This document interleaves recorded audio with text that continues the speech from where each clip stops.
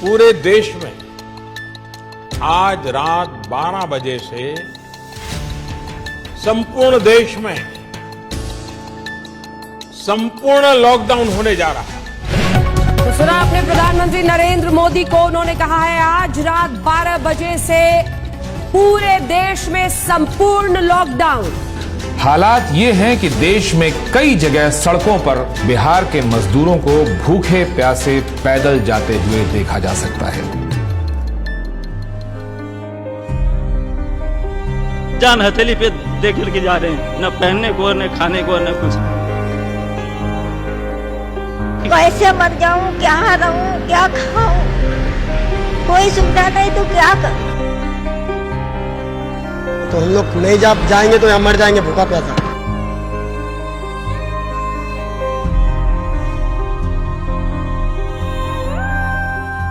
मेरे हस्बैंड खत्म हो गए, मेरा बाबू चला गया हमको छोड़ के।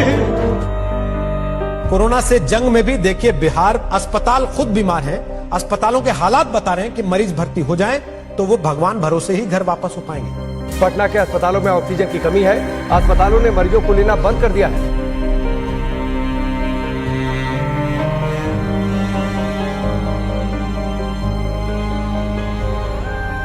समझ लो ऐसी यादें हैं कि मरते दम तक नहीं भूल पाएंगे। कोविड विश्वव्यापी समस्या थी, संकट आया, सबको कष्ट हुआ, लॉकडाउन हुआ, त्राही त्राही मची। लेकिन पूरे देश में जो दुर्दशा बिहार के लोगों की हुई, लोगों ने बिहार के लोगों को घरों से निकाल दिया।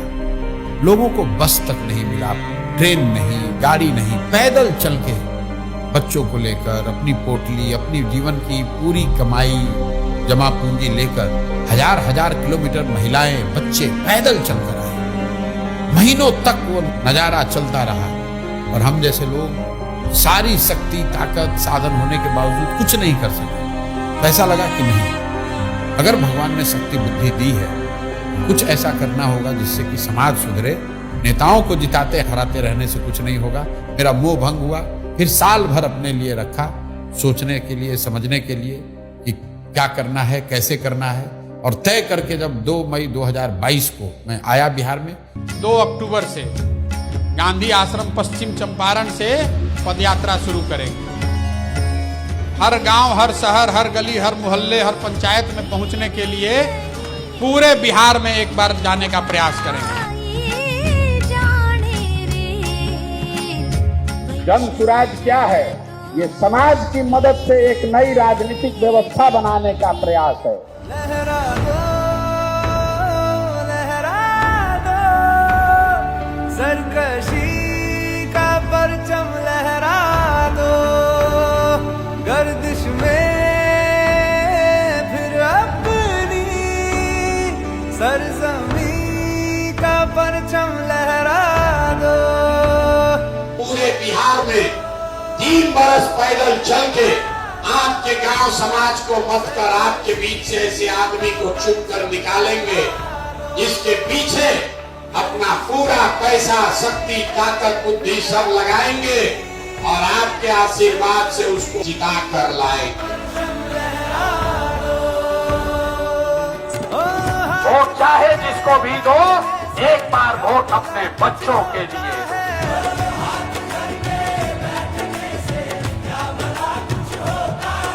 वोट देते समय स्वार्थी बनिए, अपना और अपने बच्चों का हित देखिए।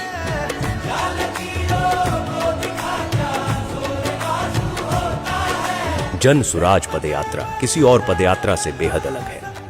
इसका लक्ष्य सुर्खियां बटोरना नहीं, लोगों के बीच जाना था।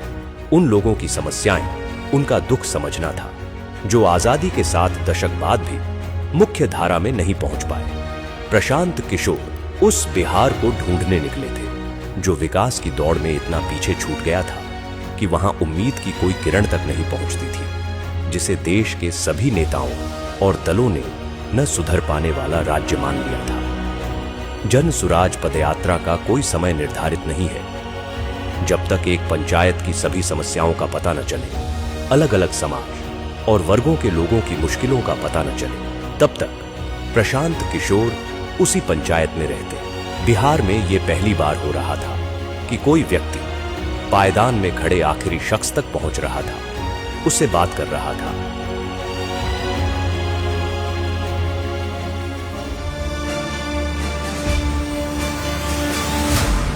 रात में पदयात्रा जहां खत्म होती, वहीं कैंप लगाया जाता।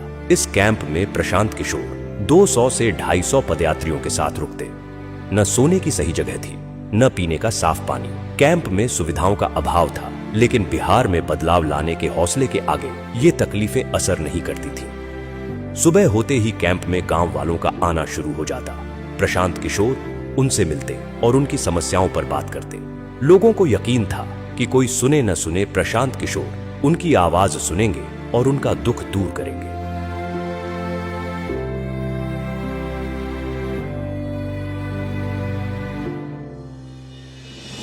पदयात्रा हर वक्त चुनौतियों से भरी हुई थी। हर पल एक इम्तिहान था। कई सड़कें ऐसी थीं जहां सिर्फ पत्थर नजर आते थे। वहीं कुछ गांव ऐसे थे जहां सड़क पहुंची ही नहीं थी। कभी इतनी बारिश होती कि घुटने तक कीचड़ भर जाता, तो कभी इतनी तेज धूप होती कि 2 कदम चलना भी एक चुनौती बन जाता। लेकिन इन सब के बावजूद प्रशांत किशोर चलते रहे। तेज धूप, कड़ाके की ठंड या मूसलाधार बारिश, हालात कोई हो, प्रशांत किशोर का मनोबल नहीं तोड़ सका। हर दिन प्रशांत किशोर 20 से 25 किलोमीटर पैदल चलते, लोगों से मिलते, छोटे छोटे समूहों में लोगों से बात करते। जो पदयात्रा महज कुछ लोगों के साथ शुरू हुई थी, अब उसमें लोग दूर दूर से आकर जुड़ने लगे। प्रशांत की आवाज पूरे बिहार में गूंजने लगी। वो जहां जाते, लोग उनकी बात सुनने के लिए इकट्ठा हो जाते। जिस मुखिया को, विधायक को जात और धर्म के नाम पर 500 रुपया और मुर्गा भात के लालच में आप वोट देते हैं, वही आदमी जब जीत कर आता है, आपके हलक में उंगली डाल के 5,000 10,000 रुपया निकालता है और आप बाप बाप चिल्लाते हैं कि भैया बड़ा भ्रष्टाचार।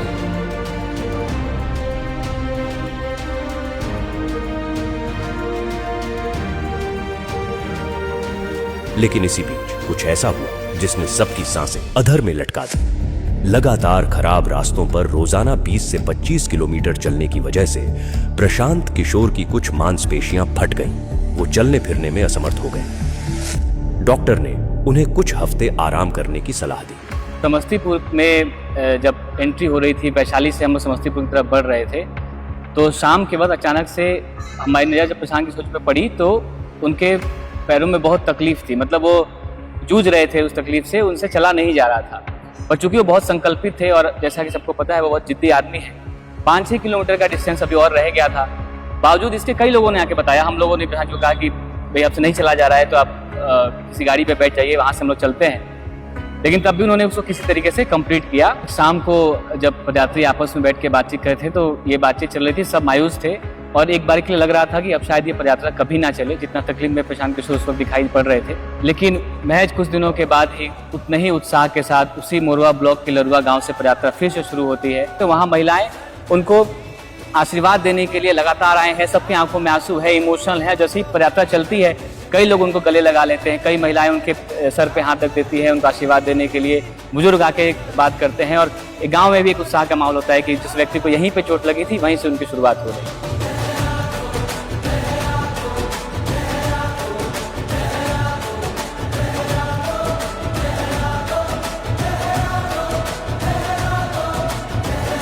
कई लोग हमको कहते हैं भैया बड़ा कठिन काम ले लिए।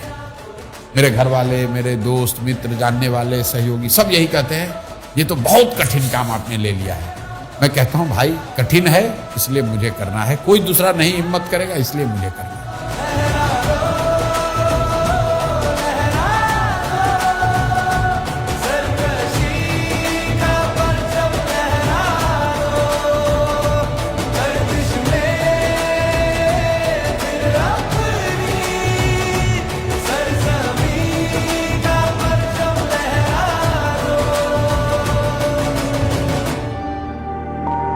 पदयात्रा के दौरान प्रशांत किशोर की पहचान एक नए बिहार से हुई। वो बिहार जो आंकड़ों से कहीं ज्यादा गरीब है।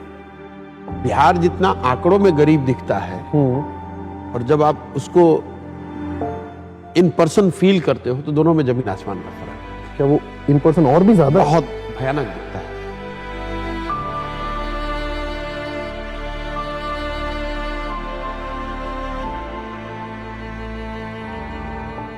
जब आप उसको विजुअली देखते हैं, इंटरैक्ट करते हैं, तो कभी कभी वो मतलब घबराहट सी होती है, इतनी मतलब है घबराहट होती है, यार ये कैसे सुधरेगा, कितना पीछे छूट गए हम लोग। क्वाइट कॉमन, आप किसी भी सभा में आप बैठते हैं तो 5-10 ऐसी बूढ़ी महिलाएं आपको मिल जाएंगी, बुजुर्ग मिल जाएंगे जो कहेंगे कि हमारे पास कुछ नहीं है, 400 रुपये पेंशन मिलता है, वो भी नहीं आ रहा है, बच्चों ने मुझे निकाल दिया है, मेरे पास घर नहीं है।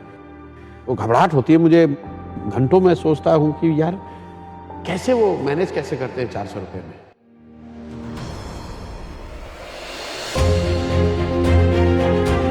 दो सालों की पदयात्रा में प्रशांत किशोर ने लोगों को जागरूक किया, उन्हें अपने वोट की सही ताकत का एहसास करवाया, उन्हें बताया कि उनका और उनके बच्चों का जीवन बदलने का तरीका है सही मुद्दे पर वोट देना। लेकिन हर जगह लोग यही कहते कि उनके पास विकल्प नहीं है। इसके अभाव में हर बार उन्हें न चाहते हुए भी उन्हीं कुछ दलों को वोट देना पड़ता है।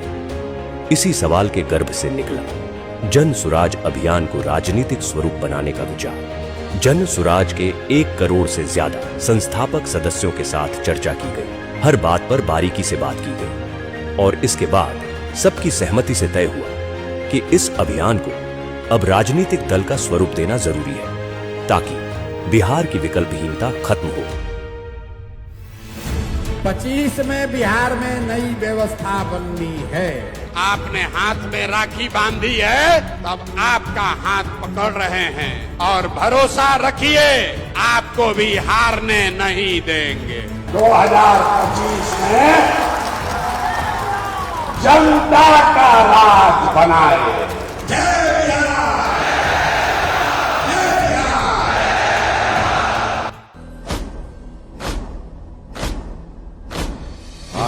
है प्रचंड बोल मस्तकों के झुंड, आज जंग की घड़ी की तुम हार दो।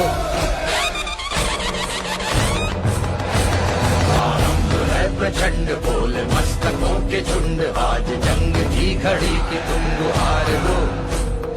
मान वान शान या कि जान का हो दान, आज एक धनुष के बाण पे उतार दो।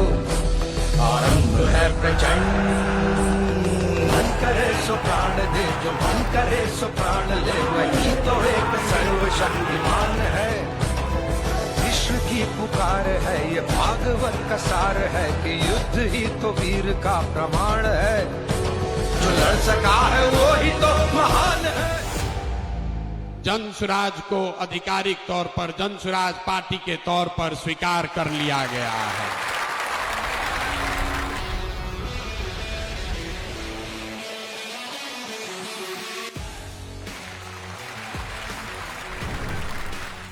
जन सुराज बिहार के युवाओं की जिद है कि जिस बिहार को इस देश के बड़े बड़े दल और नेताओं ने न सुधर पाने वाला राज्य, जातियों में बटा हुआ राज्य मानकर इसके हाल पर छोड़ दिया है, उसको सुधारने का जिम्मा यहाँ के युवाओं ने उठाया है। ये हमारी जिद है। जन सुराज बिहार के युवाओं का संकल्प है कि अगले 10 बरस में देश का सबसे गरीब और पिछड़ा राज्य बिहार, इसको देश के 10 सबसे अग्रणी राज्यों में शामिल कराकर ही दम लिया जाएगा। तो जन सुराज जिद है युवाओं का, जन सुराज हमारा संकल्प है, जन सुराज एक नई व्यवस्था है। लेकिन सबसे बढ़कर ये जन सुराज का सपना है।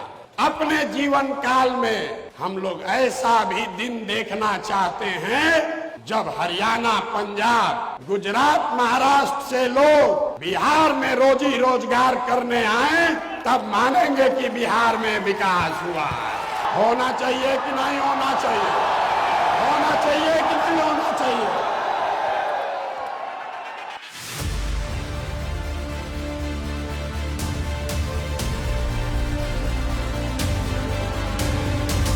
कार्यवाहक अध्यक्ष जिसको नियुक्त किया जा रहा है, जिनके नाम पर सबकी सहमति है। वो सज्जन यहाँ मधुबनी के हैं जिनका नाम है मनोज भारती। ये इसलिए नहीं है कि ये दलित समाज के हैं, ये काबिल हैं जो दलित समाज के भी हैं। ये पहला ऐसा दल होगा जहां पर उम्मीदवारों का चयन जनता के द्वारा किया जाएगा। जनसुराज अपने संविधान में लिख रहा है राइट टू रिकॉल। अगर टिकट पाने के बाद, आपका वोट लेने के बाद भ्रष्टाचार चालू किया तो उसका चाबी आपके हाथ में है। 2.5 वर्ष में उसको वापस बुलाया जाएगा।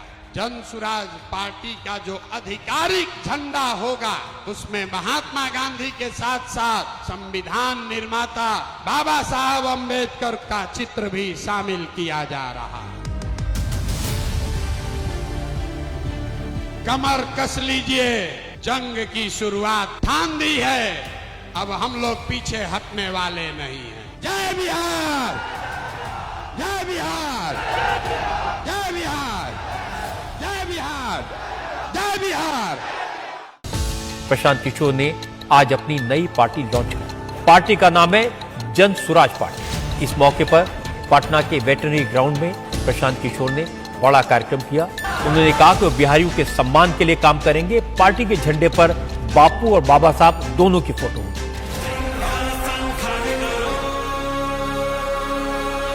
मैं यहाँ से यात्रा पर निकलूंगा और आपके घर, आपके गांव आऊंगा, ये हमको रोक नहीं सकते हैं।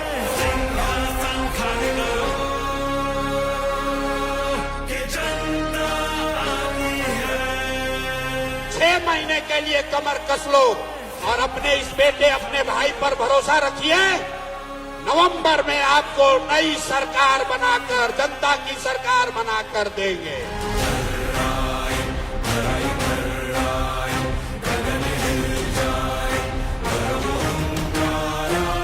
आप हमारे साथ आइए, हमारे साथ आइए और पूरे देश के राजनीति का निडिल घुमाकर अगर बिहार के ओर न कर दिए तो आपका बेटा नहीं।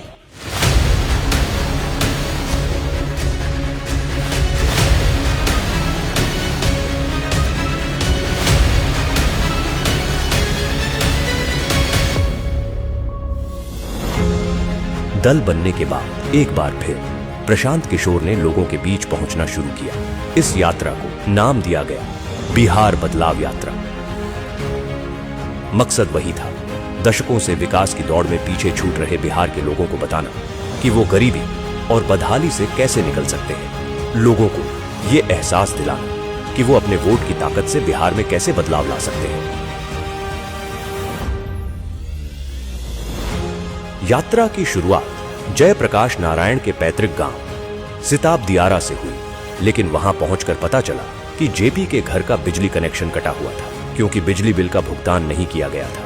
इस स्थिति से साफ हो गया कि 40 साल से जेपी के नाम पर राजनीति करने वालों की मानसिकता क्या है। प्रशांत किशोर ने इस स्थिति को जनता के सामने रखा।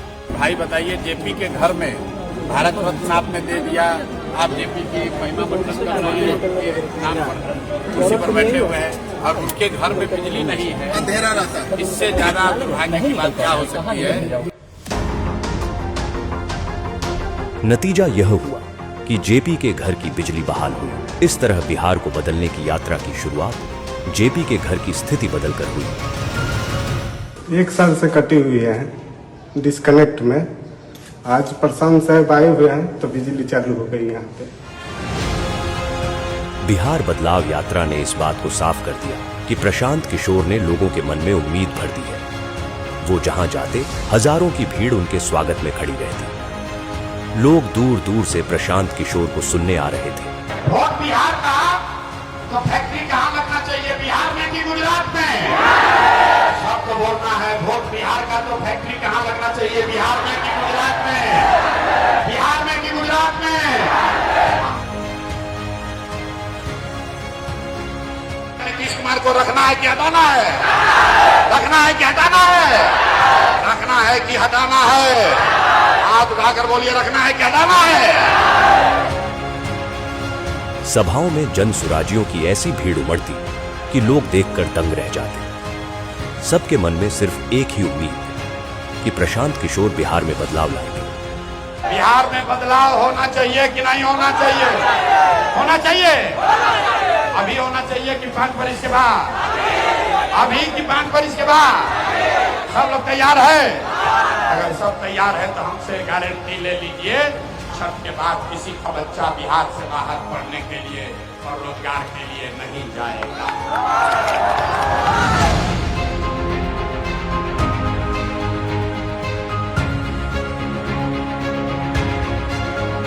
प्रशांत किशोर ने बिहार में इन 3 सालों में जो करके दिखाया है, उसने बिहार की राजनीति की दशा और दिशा दोनों बदल दी है। प्रशांत जी को देखता हूँ आजकल घूम रहे हैं पूरा बिहार, गांव-गांव जा रहे हैं, बहुत परिश्रम कर रहे हैं। उनकी बातें तो बड़ी इंटरेस्टिंग और बड़ी फैक्ट वाली बातें करते हैं वो। प्रशांत किशोर जो है, इसमें कोई डाउट नहीं है कि एक शक्ति के रूप में एक ऑल्टरनेटिव पॉलिटिकल पार्टी के रूप में अपने को एस्टैब्लिश नहीं किया हो। मैं प्रशांत किशोर जी को फॉलो कर रहा हूँ क्योंकि उनकी बातें कनेक्ट करती हैं मेरे से। वो तथ्य रखते हैं सामने और सार्थक बातें करती हैं, पॉजिटिव बातें करते हैं। कास्ट या रिलीजन और इन सब से उठ के बहुत ही प्रैक्टिकल बातें। बिहार में प्रशांत काम कर रहा है, मुझे उनसे बड़ी आशा है। मुझे इनमें एक बड़ा तेजस्वी युवक दिखाई देता है जो बिहार का दर्द जी रहा है। 3 साल से गांव-गांव रोड वो घूम रहे हैं, लोगों के बीच में जा रहे हैं। ये इस चीज को मैं दाद देता हूँ, सलाम करता हूँ इस भावना। प्रशांत किशोर जी को जब मैंने अभी देखा लास्ट सम 2-3 इयर्स से बिहार के लिए बात करना, तो लगा कि नहीं, ये एक परिवर्तन करने की समय है और इस परिवर्तन के क्षण में मैं अगर उनकी ताकत नहीं बनूं पीछे से, तो फिर मैंने क्या किया? फिर मैं समझती हूँ कि ये भी एक मोमेंट है कि बिहार की जो परिवर्तन की बात है, सपोर्ट करने की जरूरत है उनको। भारत की जो राजनीति है, उसमें प्रशांत किशोर जैसे लोगों का बोलबाला होना ही चाहिए। प्रशांत किशोर तो बहुत बढ़िया आदमी, राजनीतिक सूझबूझ तो उनके अंदर सबकी है। अब तो हवाएं ही करेंगी रोशनी का फैसला, जिस दिए में जान होगी वो दिया रह जाएगा। वो आदमी गांव-गांव में जाकर के अब ऐसी स्थिति वो क्रिएट कर दिया है कि चर्चा हो रहा है उसका। कांधों लगा रहना और जाना, हर लोगों के गांव में बिना सिक्योरिटी के चलना, उतना हिम्मत के साथ चलना, मैं देख रहा हूँ एज ए जर्नलिस्ट। तो उस आदमी को सैल्यूट के सिवा हम कुछ नहीं कर सकते।